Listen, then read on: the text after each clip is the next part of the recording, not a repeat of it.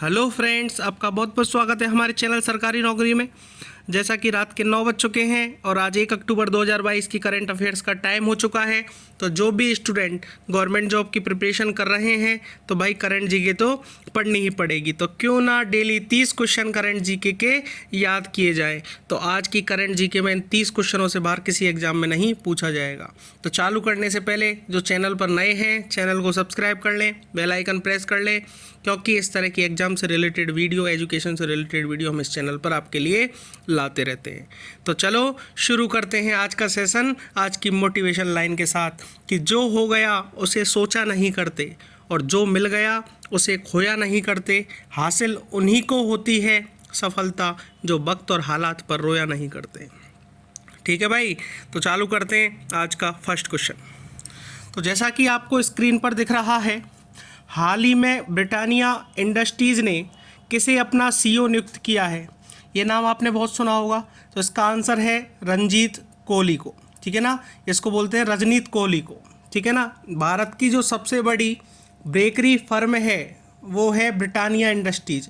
इन्होंने 26 सितंबर को रजनीत कोहली को, नोट करते रहना साथ में, ठीक है ना, 26 सितंबर को क्या किया इन्होंने, रजनीत कोहली को अपना नया सीईओ बनाया है। और कोहली को मुख्य कार्यकारी पहले ही नियुक्त कर दिया था। और जो वरुण बेरी हैं, कौन है, क्या नाम है, वरुण बेरी जो हैं, उनको क्या बनाया है, अपना वाइस चेयरमैन बनाया है। ठीक है ना, वरुण बेरी को क्या बनाया है, वाइस चेयरमैन और एमडी बनाया है। और रजनीत कोहली को बनाया है इन्होंने सीईओ। इसके बाद सेकंड क्वेश्चन की अपन बात करें तो डीआरडीओ ने कहाँ पर very short range air defence system missile का सफल परीक्षण किया है। तो इसका आंसर है उड़ीसा। उड़ीसा में जो डीआरडीओ है, डीआरडीओ क्या होती है, रक्षा अनुसंधान एवं विकास संगठन। ठीक है ना, रक्षा अनुसंधान एवं विकास संगठन। इन्होंने अभी जो मंगलवार गया है ट्यूसडे को, जो very short range air defence system है, इसकी शॉर्ट फॉर्म बोली गई है VSHORADS मिसाइल के 2 सफल परीक्षण किए इन्होंने। कितने किए हैं, 2 सफल परीक्षण किए हैं। ठीक है ना, और जो मिसाइल का परीक्षण हुआ है ना, वो ज़मीन पर स्थित एक पोर्टेबल जो लॉन्चर होता है उससे किया गया है। और ये जो परीक्षण है, नोट करते रहना साथ में, जो ये परीक्षण है उड़ीसा के तट पर, उड़ीसा जो राज्य है उसके तट पर एक स्थित है चांदीपुर। ठीक है ना, वहाँ पर किया गया है। ठीक है ना, चांदीपुर में किया गया है। और डीआरडीओ के जो अनुसार जो main portable air defence system है उसकी जो अनुसंधान केंद्र इमारत है, ठीक है ना, वो हैदराबाद में स्वदेशी रूप से डिजाइन और विकसित की जाएगी। ये भी ध्यान रखना। ठीक है ना, डीआरडीओ ने अभी ये अनाउंस किया है कि जो इसकी अनुसंधान केंद्र इमारत है वो हैदराबाद में स्वदेशी रूप से क्या की जाएगी, डिजाइन और विकसित की जाएगी। और ये क्यों परीक्षण किया गया है, जो कम ऊंचाई वाले हवाई खतरे होते हैं ना उनको बेअसर करने में। ठीक है, जो कम ऊंचाई वाले हवाई खतरे होते हैं उनको बेअसर करने के लिए इसका सफल परीक्षण किया है। इसके बाद चलते हैं आज के थर्ड क्वेश्चन पे। ठीक है, अपना जो थर्ड क्वेश्चन अपना जो है वो है, हाल ही में देश के अगले सीडीएस के रूप में किसे नियुक्त किया गया है। सबसे इंपॉर्टेंट क्वेश्चन बनता है, ध्यान रखना। सीडीएस क्या होता है, चीफ ऑफ डिफेंस सिस्टम। ध्यान रखना, चीफ ऑफ डिफेंस सिस्टम। तो जो अपने भारतीय सशस्त्र बल हैं उनका जो चीफ ऑफ डिफेंस सिस्टम होता है वो सारे भारतीय सशस्त्र बलों की चीफ ऑफ स्टाफ कमेटी के पेशेवर प्रमुख और स्थायी सदस्य होते, अध्यक्ष होते। ठीक है ना, मतलब जितनी भी अपने देश के नौसेना है, थल सेना है और जल सेना है, सॉरी जल सेना नौसेना एक बात हो गई, जल सेना, वायुसेना और थल सेना, इन तीनों का जो हेड है उसको बोला जाता है सीडीएस। ठीक है ना, ये जो पोस्ट है पहले अपने देश में नहीं हुआ करती थी, लेकिन 1 जनवरी 2020 से, अब 2 साल हो चुके हैं, 1 जनवरी 2020 से इस पोस्ट को फॉर्म किया था। ठीक है, और ये जो है इसकी जो पोस्ट होती है ये chief of integrated defence staff होता है, ध्यान रखना। ठीक है ना, जितने भी स्टाफ है डिफेंस स्टाफ उसका चीफ होता है। ठीक, उसके बाद जो इसका रेजिडेंस है वो न्यू दिल्ली में होता है। ठीक है, और इसकी जो पदावधि है, पदावधि का मतलब ये होता है कि कितने टाइम, कितने कार्यकाल के लिए लगेगा। तो 3 साल के लिए लगता है, या फिर उसकी एज 65 साल हो जाए मैक्सिमम तो भी हटा दिया जाता है। ठीक है, या तो 3 साल तक या फिर 65 साल उसकी मैक्सिमम एज हो जाए। अभी करंट में आपने सुना होगा कि एक हेलीकॉप्टर दुर्घटना हुई थी जिसमें जो अपने पहले सीडीएस थे, अपने भारत के पहले सीडीएस कौन थे? जनरल बिपिन रावत, ठीक है ना, जनरल बिपिन रावत ये पहले सीडीएस थे और पहला इनकी पोस्टिंग इन्हीं को दी गई थी, ठीक है। इनकी हेलीकॉप्टर दुर्घटना में अभी मौत हुई थी कुछ टाइम पहले, 9 महीने पहले, ठीक है ना। तो 9 महीने से ये पद है बिल्कुल खाली है, ठीक है। और उसके बाद में जो जनरल अनिल चौहान, ये जनरल हैं, ठीक है, लेफ्टिनेंट जनरल रैंक के अधिकारी हैं, ठीक है। तो इनको, अनिल चौहान को अभी 30 सितंबर को देश के दूसरे chief of defence system CDS के रूप में पदभार ग्रहण करवाया जाएगा, ठीक है ना, है ना। 30 सितंबर को क्या किया है, इनको पदभार ग्रहण करवाया है। स्वतंत्रता के बाद में ये पहला उदाहरण है, ये भी ध्यान रखना, स्वतंत्रता के बाद में कौन सा है, ये पहला उदाहरण है जब 3 सितारा लेफ्टिनेंट जनरल रैंक के अधिकारी को, जो 3 सितारा लेफ्टिनेंट जनरल रैंक का अधिकारी होता है ना, उसको सेवानिवृत्ति के बाद में 4 सितारा जनरल के रूप में पदभार संभाला है, ठीक है। और जो जनरल चौहान है, उन्होंने जब ये फाइनल हो गया कि सीडीएस बनेंगे, तो अभी कल ही उन्होंने जो राष्ट्रीय युद्ध स्मारक है वहाँ पर पुष्पांजलि अर्पित की थी। और उसके बाद में जो त्रिसेवा गार्ड ऑफ ऑनर का होता है, ठीक है ना, उसका निरीक्षण भी किया है। और उसके बाद में जो अपने रक्षा मंत्री हैं राजनाथ सिंह, उनको साउथ ब्लॉक कार्यालय में मुलाकात भी की है। तो ये कहानी है अपने नए सीडीएस की। तो कौन बनाया है? अनिल चौहान। पहला कौन था? जनरल बिपिन रावत, जिनकी दुर्घटना में मौत हो गई थी और 9 मंथ से ये पद खाली था। इसके बाद हम बात करें 4th नंबर के क्वेश्चन में, तो किस राज्य को हाल ही में best adventure tourism destination award मिला है, ठीक है ना। तो वर्ड से ही आपको समझ में आ गया होगा कि उत्तराखंड को ही मिल सकता है। उत्तराखंड को क्यों मिल सकता है, मैं ऐसा क्यों कह रहा हूँ, क्योंकि उत्तराखंड एक ऐसा पर्यटन स्थल है जहाँ पर एक तो सबसे ज़्यादा एडवेंचर होते हैं, ठीक है, और एडवेंचर के साथ में वो बेस्ट भी है, ठीक है। भारत सरकार की जो पर्यटन मंत्रालय है, उसने जो राष्ट्रीय पर्यटन पुरस्कार है और जो का 2018 और 19 का, अब आप सोचोगे 19, 20 और 20-21 के कहाँ गए, तो कोरोना के टाइम पे यहाँ पर कोई पर्यटन नहीं आया था, तो उस टाइम ये पुरस्कार नहीं दिया गया। तो 2018 और 19 का जो पुरस्कार है राष्ट्रीय पर्यटन पुरस्कार, वो उत्तराखंड को 2 श्रेणियों में सर्वश्रेष्ठ दिया है, ठीक है ना। 2 श्रेणी बताई है, कौन कौन सी? एक तो साहसिक पर्यटन स्थल है, सबसे ज़्यादा साहसिक पर्यटन स्थल है, और दूसरा पर्यटन के सर्वांगीण विकास के लिए, ठीक है ना, पर्यटन का जो सर्वांगीण विकास है वो वहाँ मिलता है, ठीक है ना। इसलिए उत्तराखंड का जो पर्यटन और संस्कृति मंत्री है वो है अपने सतपाल महाराज। उन्होंने अभी दिल्ली का जो कार्यक्रम हुआ था, वहाँ पर जो उपराष्ट्रपति जगदीप जो धनखड़ जी हैं, उनके द्वारा दोनों पुरस्कार प्राप्त किए थे। और इस मौके पर जो अपने पर्यटन मंत्री हैं किशन रेड्डी जी और रक्षा राज्य मंत्री हैं अजय भट्ट जी, वो भी मौजूद थे, ठीक है। और एक इम्पोर्टेंट सूचना और बता दूं आपको कि उत्तराखंड सरकार ने अभी एक चीज़ घोषणा की है कि वो हेलीकॉप्टर के माध्यम से हिमालय दर्शन कराएगी। अब कहाँ कराएगी? तो वो मसूरी से स्टार्ट होगा, ठीक है ना। कहाँ से किया जाएगा? मसूरी से। देहरादून से 25 किलोमीटर ऊपर है मसूरी, वहाँ से हेलीकॉप्टर से हिमालय दर्शन कराया जाएगा। ये इंपॉर्टेंट क्वेश्चन बनते हैं यहाँ से, ठीक है ना। इसके बाद 5th क्वेश्चन की बात करें, तो किस राज्य ने हाल ही में राष्ट्रीय पर्यटन पुरस्कार में 8 पुरस्कार हासिल किए, ठीक है ना। कौन सा राज्य है जिसने हाल ही में राष्ट्रीय पर्यटन पुरस्कार में 8 पुरस्कार हासिल किए, ठीक है ना। तो वो है अपना कौन सा? मध्य प्रदेश, ठीक है ना। अब समझना ध्यान से, अभी 27 सितंबर जो गया है, इसको जो विश्व पर्यटन दिवस था, अपना विश्व पर्यटन दिवस कब आता है? 27 सितंबर को, ठीक है।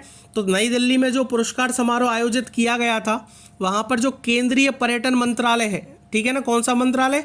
केंद्रीय जो पर्यटन मंत्रालय है अपना, उसने राष्ट्रीय पर्यटन जो पुरस्कार है 2018 और 19 के तहत, 18-19 की बात इसलिए कर रहा हूँ भाई, 19, 20 और 20-21 में कोरोना टाइम में ये सारी कहानी नहीं हुई थी।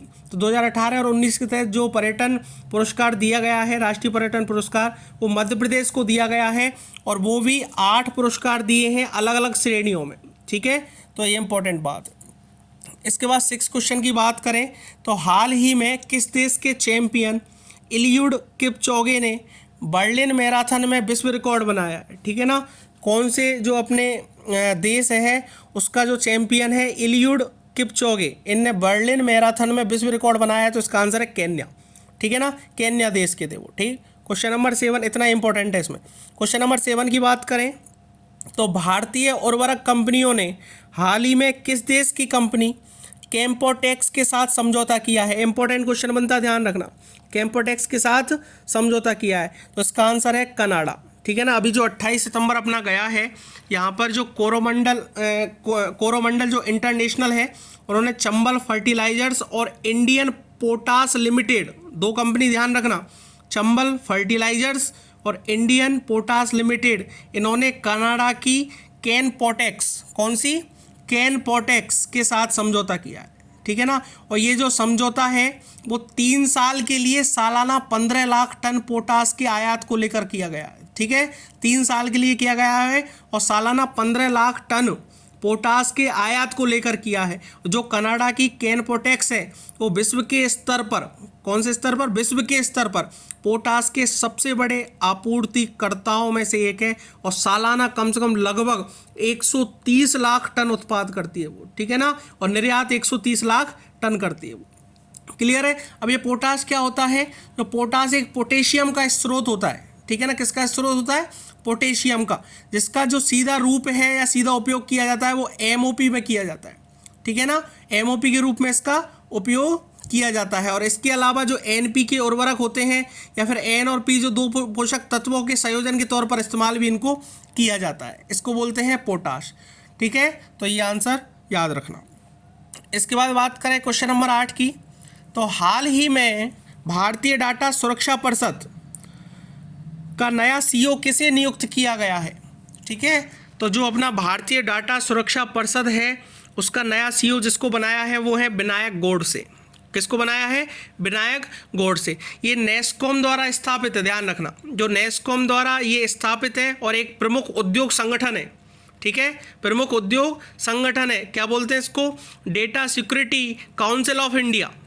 क्या बोलते हैं, data security council of India, DSCI, भारतीय डाटा सुरक्षा परिषद, ठीक है ना। और इसका जो वरिष्ठ उपाध्यक्ष है या फिर अपन बोल सकते हैं जो वरिष्ठ उपाध्यक्ष पहले थे वो थे विनायक गोडसे, और उनको ही पदोन्नत करके क्या बना दिया गया है, CEO।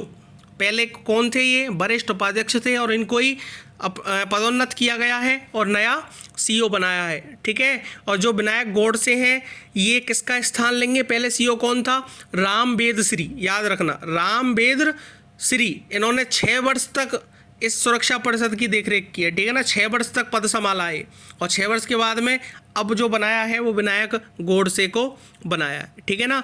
एक्चुअल में क्या है, जो विनायक गोडसे हैं ये 1 अक्टूबर से ज्वाइन करेंगे, ठीक है ना, 1 अक्टूबर से क्या करेंगे, अपनी नई पोस्ट पर जाएंगे और 1 अक्टूबर से जो भारतीय डेटा सुरक्षा परिषद है उसमें CEO रूप से कार्य करना स्टार्ट कर देंगे, ठीक है ना। अब विनायक गोडसे के बारे में थोड़ा जान लेते हैं। तो जो विनायक गोडसे हैं ये शुरू से भारतीय डेटा सुरक्षा परिषद के हिस्सा रहे हैं, ठीक है ना। और जो दूरसंचार है, जो बुनियादी ढांचे हैं, सूचना है, सुरक्षा है और IT परिवर्तन में इन्होंने कम से कम 27 वर्ष का अनुभव है। कितने का, 27 वर्ष का अनुभव है। और इन्हीं को नया क्या बनाया है, CEO। पहले क्या थे, ये उपाध्यक्ष थे और किसकी जगह पर बनाया है, राम बेदश्री की जगह पर बनाया है, ठीक है ना। अब अपन बात करें क्वेश्चन नंबर 9 पे कि लता मंगेशकर चौक का उद्घाटन हाल ही में कहाँ पर किया गया है। सबसे इंपॉर्टेंट क्वेश्चन। तो लता मंगेशकर चौक का जो उद्घाटन किया है, नाम से आपको समझ में आ रहा होगा, ये तो सुना होगा आपने, उत्तर प्रदेश में एक अयोध्या जगह है, ठीक है ना, सब नाम जानते हैं अयोध्या का, जहाँ भगवान श्री राम का जन्म हुआ था। तो अयोध्या जहाँ जगह है वहाँ पर इस लता मंगेशकर की जो 93वीं जयंती थी, 93वीं जो जयंती थी, उस पर एक चौक का उद्घाटन किया गया है जिसका नाम दिया गया है लता मंगेशकर चौक, ठीक है। और इस चौक का जो उद्घाटन है खुद मुख्यमंत्री, जो उत्तर प्रदेश के मुख्यमंत्री हैं योगी आदित्यनाथ जी, उन्होंने किया है। सबसे इम्पोर्टेंट बात, ठीक है ना। और कहाँ पर है ये जगह, ये रामकथा पार्क में, कौन सी जगह, रामकथा पार्क में, जो अयोध्या के लता चौक है ना, उसका उद्घाटन करा है, ठीक है। और उद्घाटन से पहले नरेंद्र मोदी जी ने भी इसकी खुशी व्यक्त की है, ये भी ध्यान रखना, ठीक है ना। और अयोध्या की सरयू जो नदी है उसके तट पर नया घाट बनाया है और 7.9 करोड़ रुपए का अनुमानित बजट इसके लिए दिया गया था, ठीक है ना। और इसका नाम अब लता मंगेशकर चौक कर दिया है, ठीक है। अयोध्या की जो सरयू नदी है उसके तट पर एक नया घाट बनाया है, 7.9 करोड़ रुपए का जो बजट बनाया था, और इसका नाम ही अब चेंज करके क्या बना दिया, लता मंगेशकर चौक रख दिया। यहाँ पर आपने देखा होगा कि एक बहुत बड़ी बीना भी रखी हुई है चौक में, सर्किल पर, और वो अभी स्थापित की है। किस तारीख को स्थापित की है, ये अभी करंट में 27 तारीख को, ठीक है ना। क्लियर है यहाँ तक। और अपन बात करें इसके बाद में नेक्स्ट क्वेश्चन पे कि हाल ही में किसने G20 शिखर सम्मेलन में भारत का प्रतिनिधित्व किया है, ठीक है ना। तो G20 शिखर सम्मेलन में जो भारत का प्रतिनिधित्व किया है वो नरेंद्र सिंह तोमर जी ने किया है। किसने किया है? नरेंद्र सिंह तोमर जी ने। अभी जो विदेश मंत्रालय ने कुछ दिन पहले ट्वीट किया था और उसमें घोषणा की थी कि जो 2023 का ईयर होगा, वर्ष होगा, उसमें नई दिल्ली में G20 जो समूह के नेता हैं वो शिखर सम्मेलन की मेज़बानी करेंगे, ठीक है ना, 2023 में, ठीक है। और इम्पॉर्टेंट चीज़ इसकी क्या है कि जो 17वां G20 राष्ट्रीय अध्यक्षों और शासन अध्यक्षों, 17वां G20 राष्ट्रीय अध्यक्षों और शासन अध्यक्षों, इनका शिखर सम्मेलन नवंबर 2022 में इंडोनेशिया में होगा। ये भी ध्यान रखना, शिखर सम्मेलन कब होगा? नवंबर 2022 में इंडोनेशिया में होगा, ठीक है। और उसके बाद में भारत दिसंबर 2022 से G20 की क्या करेगा? अध्यक्षता ग्रहण करेगा। यहाँ पर क्या होता है कि हर एक साल में अध्यक्षों को चेंज कर दिया जाता है, ठीक है ना। जैसे अब भारत कर रहा है, फिर कभी इंडोनेशिया करेगा, कभी ब्राज़ील करेगा, कभी कनाडा करेगा, कभी चीन करेगा। तो हर एक साल में अलग अलग अध्यक्ष नियुक्त कर दिए जाते हैं अलग अलग देश को, ठीक है। और भारत 1 वर्ष की अवधि के लिए G20 की क्या करेगा? अध्यक्षता करेगा। इसके बाद में इंपॉर्टेंट चीज़ बताऊं कि G20 का जो गठन हुआ था कब हुआ था? 1999 के दशक के अंत में, जब वित्तीय संकट की पृष्ठभूमि आई थी, वित्तीय संकट जब आया था तो उसकी पृष्ठभूमि पर इसको अपने क्या किया था? गठन किया गया था, ठीक है ना। और सबसे ज़्यादा जो विशेष रूप से प्रभावित करता है वो पूर्वी एशिया और दक्षिण पूर्व एशिया को प्रभावित करता है। और इसका जो मेन उद्देश्य है वो जो मध्यम आय वाले देशों को शामिल करके वैश्विक वित्तीय स्थिरता को सुरक्षित करना है। जो मध्यम आय वाले देश हैं उनको शामिल किया और उसके बाद उनकी वैश्विक वित्तीय स्थिरता है उसको सुरक्षित करना है, ठीक है ना। और साथ में जो G20 देश हैं, दुनिया की 60% आबादी है इनमें, ठीक है ना, पूरी दुनिया की। और जो वैश्विक GDP है उसका 80% है और जो वैश्विक व्यापार है उसका 75% है। अब सबसे इम्पोर्टेंट क्वेश्चन बनता है कि इन G20 देश में कौन कौन शामिल है, तो आप नाम नोट कर सकते हैं। अर्जेंटीना, ऑस्ट्रेलिया, ब्राज़ील, कनाडा, चीन, European union, France, Germany, Bharat, Indonesia, Italy, Japan, Mexico, रूस, सऊदी अरब, दक्षिण अफ्रीका, कोरिया गणराज्य, तुर्की, यूनाइटेड किंगडम और संयुक्त राज्य अमेरिका, ये सब शामिल है। और एक इम्पॉर्टेंट बात और, स्पेन भी इस G20 में कभी कभी स्थायी जो अतिथि होता है उसके रूप में आमंत्रित किया जाता है इस स्पेन को, लेकिन ये सदस्य नहीं है इनमें, ठीक है ना, आप नोट कर सकते हो इसको। इसके बाद अगले क्वेश्चन पे चले कि हाल ही में किस राज्य सरकार ने 6 सेंट्रल जेलों में ART डिस्पेंसन सेंटर लॉन्च किया है, ठीक है ना। तो ये है आंसर असम, ठीक है। असम ने क्या किया है? जो 6 केंद्रीय जेल हैं, सेंट्रल जेल हैं, उनमें ART डिस्पेंसन क्या किया? सेंटर लॉन्च किया गया है, ठीक है ना। अभी स्वास्थ्य एवं परिवार कल्याण मंत्री हैं केशव महंत, इन्होंने सोमवार को इन 6 जो जेल हैं इसमें ART का मतलब होता है anti retroviral therapy, anti retroviral therapy, इसका वितरण केंद्रों का केंद्रीय कारागार में उद्घाटन किया है, ठीक है ना। और 6 केंद्रीय जेल कौन कौन सी हैं? गुवाहाटी, सिलचर, डिब्रूगढ़, जोरहाट, तेजपुर और नागाम, ठीक है ना। गुवाहाटी, सिलचर, डिब्रूगढ़, जोरहाट, तेजपुर और नागाम, ये इसमें शामिल है। इसके बाद दूसरे क्वेश्चन पे बात करें तो किसने हाल ही में नई किताब विल पावर लिखी है, ठीक है ना। इसका आंसर है सुजर्ड मारिन, ठीक है ना, सुजर्ड मारिन। विल पावर बुक किसने लिखी है? सुजर्ड मारिन ने लिखी, ठीक है।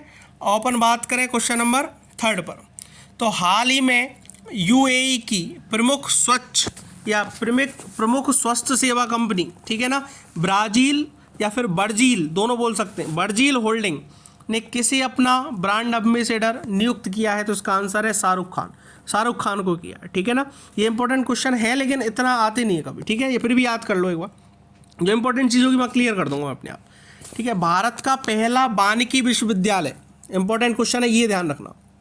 भारत का पहला वानिकी विश्वविद्यालय हाल ही में कहाँ पर स्थापित होगा? तो इसका आंसर है तेलंगाना में, ठीक है ना। तो तेलंगाना की विधानसभा परिषद है, उसने अभी मंगलवार को, ठीक है, वानिकी जो विश्वविद्यालय है इसको बोलते हैं UOAF, ठीक है, UOAF, ये अधिनियम 2022 को मंजूरी दे दी है, ठीक है।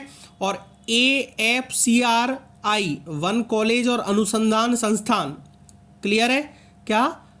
AFCRI वन कॉलेज और अनुसंधान संस्थान हैदराबाद को एक पूर्ण वानिकी विश्वविद्यालय में बदलने का रास्ता बना दिया है और खुल जाएगा।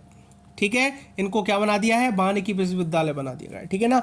लक्ष्मण जो तेलंगाना राज्य बागवानी विश्वविद्यालय है, ठीक है, वो सिद्दीपेट जिले के मुलुगु में, कहाँ पे? मुलुगु में FCRI से जुड़ा है। ठीक है, और इम्पोर्टेंट चीज़ क्या है कि जो मुलुगु में अपने मुख्य परिसर के साथ यह विश्वविद्यालय जो है वो वानिकी शिक्षा प्रदान करने वाला अपनी तरह का पहला विश्वविद्यालय होगा भारत का। ठीक है ना। इसके अलावा और कहाँ पे है?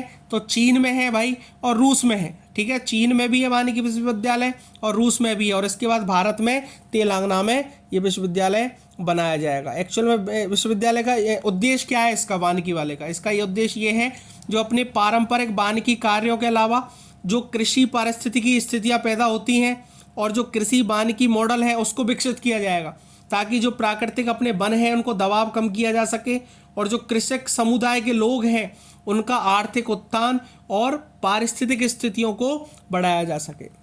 इसलिए इसका उद्घाटन इन्होंने किया है। इसके बाद बात करें क्वेश्चन नंबर 5 पे, तो हाल ही में किस राज्य सरकार ने राष्ट्रीय पुरस्कार प्राप्तकर्ताओं को मासिक वजीफा देने की घोषणा की है? तो इसका आंसर है पंजाब।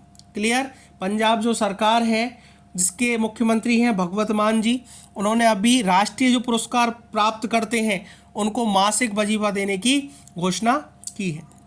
इसके बाद करें क्वेश्चन 6 की, तो खाद्य सुरक्षा एटलस वाला तीसरा राज्य हाल ही में कौन बना है? तो खाद्य सुरक्षा एटलस वाला तीसरा राज्य अभी करंट में बना है झारखंड। अपनी जो मानव विकास संस्था है जिसको बोलते हैं food security Atlas of rural Jharkhand 2022, ठीक है ना, food security Atlas of rural Jharkhand 2022 जो मानव विकास संस्थान है, उन्होंने रांची और इंदिरा गांधी विकास अनुसंधान जो संस्थान है मुंबई, इन्होंने रविवार को ग्रामीण जो झारखंड के खाद्य पुरुष हैं, ठीक है ना, जो खाद्य सुरक्षा जो भी दी जाती है पर उस पर एटलस 2022 का विमोचन किया है। और इस मौके पर जो अपन झारखंड के जो खाद्य और पोषण सुरक्षा है, ठीक है ना, और जो उसके मंत्री भी हैं, ठीक है, वित्त मंत्री जिसको बोलते हैं, वो डॉक्टर रामेश्वर ओराम है। ठीक है, और उन्होंने कहा था कि इस वर्ष में जो खराब मानसून के कारण राज्य के बहुत सारे ज़िले सूख गए हैं, ऐसी स्थिति में खाद्य की जो सुरक्षा है वो सुनिश्चित करना बहुत बड़ा मुद्दा भी है। ठीक है, और जो पोषण सुरक्षा से ही झारखंड का विकास और लक्ष्य हासिल होगा, ये सब बातें उन्होंने कही। तो इसलिए 20 लाख लोगों को, परिवारों को राशन पहुंचाने के लिए इन्होंने इस तरह से व्यवस्था बनाई है। ठीक है ना, तो कहाँ बनाई है? झारखंड बनाई। क्लियर। इसके बाद नेक्स्ट क्वेश्चन पे बात करें कि हाल ही में ट्विटर पर 50 मिलियन फॉलोअर्स वाले पहले क्रिकेटर कौन बने हैं? तो इसका आंसर विराट कोहली। विराट कोहली बने भाई। ठीक है ना। उसके बाद क्वेश्चन नंबर 8 पे बात करें तो भारत और किस देश की नौसेना के बीच JIMEX 2022 जिमेक्स 2022 सैन्य अभ्यास शुरू कर दिया है? तो इसका आंसर है जापान। ठीक है ना। इसके बाद नेक्स्ट क्वेश्चन पे बात करें तो हाल ही में औद्योगिक निवेश आकर्षित करने वाले राज्यों की सूची में कौन शीर्ष पर रहा है? ठीक है ना, तो औद्योगिक निवेश को आकर्षित करने वाले राज्यों की सूची में सबसे ज़्यादा आंध्र प्रदेश रहा है। कौन सा रहा है? आंध्र प्रदेश रहा है। इसके बाद इंपॉर्टेंट क्वेश्चन अब आता है, सबसे इंपॉर्टेंट है भाई, ध्यान रखना, CDS का जो क्वेश्चन बताया उसी तरह से ये इंपॉर्टेंट है। दूसरी बार हाल ही में भारत के अटॉर्नी जनरल कौन बनेंगे? तो इसका आंसर है मुकुल रोहतगी। ठीक है ना, मुकुल रोहतगी। ठीक है, दूसरी बार बनेंगे भारत के अटॉर्नी जनरल। ठीक है, पहले 2014 में इन्होंने कार्यभार संभाला था अपना, और जून 2014 में संभाला था, और जून 2017 तक इन्होंने सेवाएं दी थी, और इसके बाद दोबारा इनको नियुक्त किया गया। ठीक है ना, और जो 1 अक्टूबर है आज, ये आज से ये अपना दूसरा कार्यकाल क्या करेंगे? शुरू करेंगे। और किन की जगह लिए इन्होंने? के वेणुगोपाल की जगह। किन की जगह? के वेणुगोपाल की जगह। 30 सितंबर को उनकी समाप्ति थी उनकी सेवा की, तो उसके बाद में अब आज से कौन संभालेंगे? मुकुल रोहतगी। ठीक है ना, और के वेणुगोपाल की सेवा 30 जून को ही समाप्त हो गई थी, लेकिन उनके जो सेवा है उसमें विस्तार किया गया था। 30 जून को सेवा समाप्त हो गई थी, लेकिन सेवा में विस्तार किया था। ठीक है ना, बढ़ाया था, क्योंकि वो चाहते नहीं थे कि वो इस पद पे बने रहें।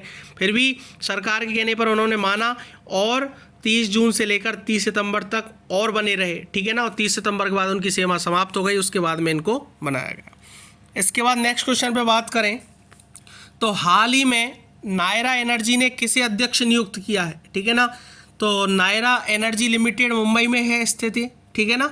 नायरा एनर्जी लिमिटेड ये एक निजी तौर पर आयोजित डाउनस्ट्रीम तेल कंपनी है। कौन सी? डाउनस्ट्रीम तेल कंपनी और निजी तौर पर आयोजित है, ठीक है ना।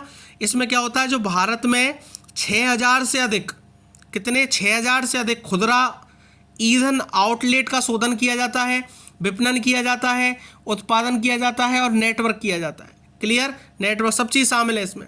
और ये गुजरात की वडीनार में, कौन सी जगह? वडीनार में भारत की दूसरी सबसे बड़ी तेल रिफाइनरी है, ठीक है। भारत की सबसे बड़ी दूसरी तेल रिफाइनरी है गुजरात के वडीनार में, ठीक है। और इसका जो रिफाइनरी का नाम है नायरा एनर्जी लिमिटेड। क्लियर? इस तरह से। सेकंड क्वेश्चन की बात करें तो किसने हाल ही में आवश्यक दवाओं की सूची 2022 जारी की है? तो इसका है आंसर मनसुख मंडाविया। क्लियर? मनसुख मंडाविया। इसके बाद थर्ड नंबर क्वेश्चन में बात करें तो हाल ही में सीवी जॉर्ज को किस देश में भारत के राजदूत के रूप में नियुक्त किया है, ठीक है ना। क्या नाम है? CV George. तो इसका आंसर है जापान, ठीक है। अभी 12 सितंबर को किया था, ठीक है। तो 12 सितंबर को जापान में जो भारत का जो अगला राजदूत है वो किसको बनाया है? सीवी जॉर्ज को बनाया है। और एक्चुअल में जो ये सीवी जॉर्ज हैं ये 1993 बैच के भारतीय विदेश सेवा के अधिकारी हैं, ठीक है ना, जो कुवैत में भारत के राजदूत थे। पहले कहाँ थे? कुवैत में। 1993 बैच के हैं ये, ठीक है। और कुवैत में थे पहले भारत के राजदूत, अब जापान में भारत के राजदूत के रूप में, ठीक है ना। किन की जगह लिए इन्होंने? संजय कुमार। अब संजय कुमार थे पहले, उसके बाद उनकी जगह पर अब कौन बनाया जापान में? किसको बनाया भाई? ये बनाया है सीवी जॉर्ज को, ठीक है। इसके बाद नेक्स्ट क्वेश्चन पे बात करें तो कौन सी राज्य सरकार हाल ही में मुख्यमंत्री गोवंश मोबाइल चिकित्सा योजना शुरू कर रही है? तो इसका सीधा सा आंसर है छत्तीसगढ़। छत्तीसगढ़ ने मुख्यमंत्री गोवंश मोबाइल चिकित्सा योजना अभी शुरू की है, ध्यान रखना इंपॉर्टेंट चीज़ है, ठीक है। इसके बाद नेक्स्ट क्वेश्चन में बात करें तो हाल ही में 64वें रेमन मैग्सेसे पुरस्कार 2022 से किस कंबोडियाई मनोचिकित्सक को सम्मानित किया गया है? तो इसका आंसर है सोथियारा छिम, ठीक है ना। बाकी इंपॉर्टेंट नहीं है इतना ये क्वेश्चन, फिर भी आप याद रखना, ठीक है। आ भी जाए क्या पता। सोथियारा छिम, वैसे आता नहीं है सर, ठीक है। किस राज्य, अगला क्वेश्चन देखिए 6 नंबर का, किस राज्य में हाल ही में दुनिया का सबसे बड़ा हड़प्पा संस्कृति संग्रहालय स्थापित किया जाएगा? अभी करंट में ऐसी कौन सी जगह है जहाँ पे दुनिया का सबसे बड़ा क्या किया जाएगा? हड़प्पा संस्कृति संग्रहालय स्थापित किया जाएगा। तो ये हरियाणा में जगह भाई। और हरियाणा में कहाँ पे? राखीगढ़ी में। कहाँ पे? राखीगढ़ी। यहाँ पर पहले अवशेष भी पाए गए थे, इसलिए यहाँ पर जो हड़प्पा संस्कृति है, ठीक है ना, अपनी, उसका संग्रहालय यहाँ पर स्थापित किया जाएगा। इसके बाद नेक्स्ट क्वेश्चन पे बात करें तो दुनिया का सबसे बड़ा carbon fibre plant Reliance industries 2025 तक कहाँ बनाएगी? तो अभी उन्होंने घोषणा की है गुजरात में बनाएगी। और गुजरात में कौन सी जगह? हजीरा में। कहाँ पे? हजीरा में बनाएगी भाई, ठीक है ना। हजीरा गुजरात में दुनिया का सबसे बड़ा carbon fibre plant Reliance industries 2025 तक बनाएगी। और इसमें क्या होता है? इसमें कार्बन फाइबर बनते हैं, ठीक है ना, कार्बन फाइबर का निर्माण किया जाता है। इसके बाद बात करें क्वेश्चन नंबर 8 पे तो हाल ही में पहला राजा मिर्च महोत्सव कहाँ मनाया गया? तो जो पहला राजा मिर्च महोत्सव मनाया गया था वो नागालैंड में बनाया गया था। कहाँ बनाया गया था? नागालैंड में बनाया गया था। याद रख लेना, इंपॉर्टेंट। इतना ही काफ़ी है, इसमें और कोई जानकारी की जरूरत नहीं पड़ती, ठीक है। जहाँ जरूरत पड़ती है मैं अपने आप बता देता हूँ। जैसे CDS का बहुत इंपॉर्टेंट है, अटॉर्नी जनरल का बहुत इंपॉर्टेंट है, इससे रिलेटेड कोई भी क्वेश्चन पूछा जा सकता है। जहाँ होती है वहाँ मैं अपने आप लिखा देता हूँ, ठीक है। उसके बाद 9 नंबर का क्वेश्चन देखिए कि जेवियर मारियास का निधन हाल ही में हुआ था और वे कौन थे? ठीक है ना, जेवियर मारियास एक लेखक थे जिनका निधन अभी करंट में हुआ था, ठीक है। उसके बाद लास्ट क्वेश्चन आज का, क्वेश्चन नंबर 10, जिसमें हाल ही में अमेरिकन एक्सप्रेस ने भारतीय इकाई का CEO किसे नियुक्त किया है? तो भारतीय इकाई का CEO नियुक्त किया है संजय खन्ना को। किसको? संजय खन्ना को, जो अपनी भुगतान सेवा से जुड़ी जो बहुराष्ट्रीय कंपनी है American express banking corporation limited, ठीक है ना। क्या नाम है इसका? कि अमेरिकन एक्सप्रेस बैंकिंग कॉरपोरेशन, जिसको बोलते हैं EBC। क्या बोलते हैं? EBC, ठीक है ना। इसमें जो संजय खन्ना को अपनी भारतीय जो इकाई है उसका मुख्य कार्यपालक या कार्यपालक अधिकारी CEO और क्षेत्रीय प्रबंधक नियुक्त किया है, ठीक है। जो कंपनी है उसने सोमवार अभी गया उसको बयान दिया था, उसमें जो खन्ना अपने हैं, ये संजय खन्ना, इनको देश की जो कार्यकारी टीम है उसके प्रमुख होंगे और इनकी जिम्मेदारी दी है कि संगठन की उपभोक्ता तथा वाणिज्यिक इकाइयों को वृद्धि में गति देने के लिए यही जिम्मेदार होंगे अब से, ठीक है ना।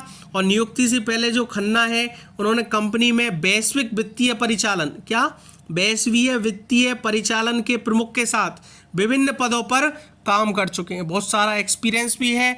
और अभी अमेरिकन एक्सप्रेस ने जो नया CEO अपना भारतीय इकाई का बनाया है वो बनाया है संजय खन्ना को, ठीक है ना।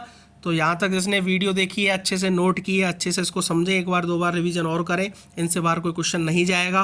वीडियो अच्छी लगी हो तो लाइक करना, कमेंट करना, कोई सजेशन देना हो या फिर कोई डाउट रह गया हो तो कमेंट करना, कमेंट में मैं सॉल्यूशन प्रोवाइड कराने की कोशिश करूँगा, नहीं तो फिर वो नेक्स्ट वीडियो में आपको उसके सॉल्यूशन प्रोवाइड करा दूँगा। Thank you very much.